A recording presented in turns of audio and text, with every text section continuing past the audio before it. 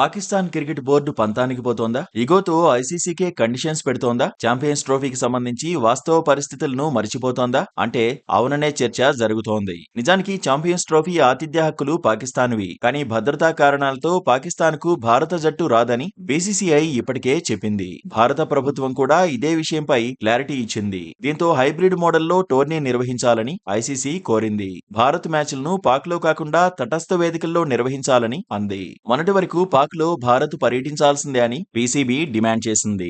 అయితే భారత్ తన వాదనను గట్టిగా చెప్పేసరికి పాకిస్తాన్ క్రికెట్ బోర్డు మెలికలు పెట్టింది. హైబ్రిడ్ మోడల్లోనే టోర్నీని నిర్వహిస్తాం, కానీ మున్ముందు భారత్ ఆతిథ్యం ఇస్తున్న ఐసీసీ టోర్నీల్లోనూ పాకిస్తాన్ పాల్గొనదని తేల్చి చెప్పింది. పాక్ మ్యాచ్లను తటస్థ వేదికల్లో ఆడించాలని అంది. దీంతో పాకిస్తాన్ అతిగా ప్రవర్తిస్తోందనే చర్చ జరుగుతోంది.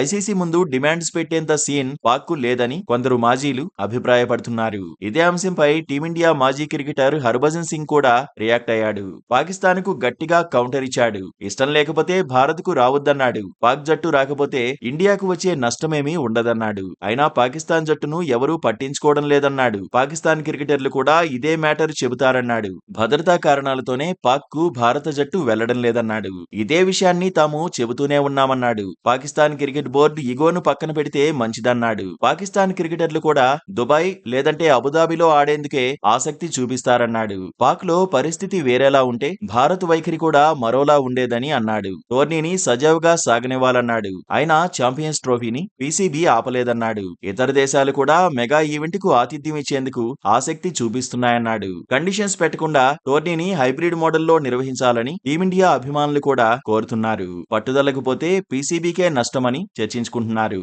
ఛాంపియన్స్ ట్రోఫీ విషయంలో పాకిస్తాన్ క్రికెట్ బోర్డు వైఖరిని తప్పుపడుతున్నామన్నారు. మరోవైపు టోర్నీ నిర్వహణపై ఇంకా అఫీషియల్ గా ప్రకటన రాలేదు. అభిమానులు మాత్రం దయాదుల మ్యాచ్ కోసం ఎదురు చూస్తున్నారు. ఇండియా పాకిస్తాన్ మ్యాచ్ ను ఆస్వాదించాలనుకుంటున్నారు. షెడ్యూల్ ప్రకారం అయితే వచ్చే ఏడాదే ఛాంపియన్స్ ట్రోఫీ జరగాల్సింది.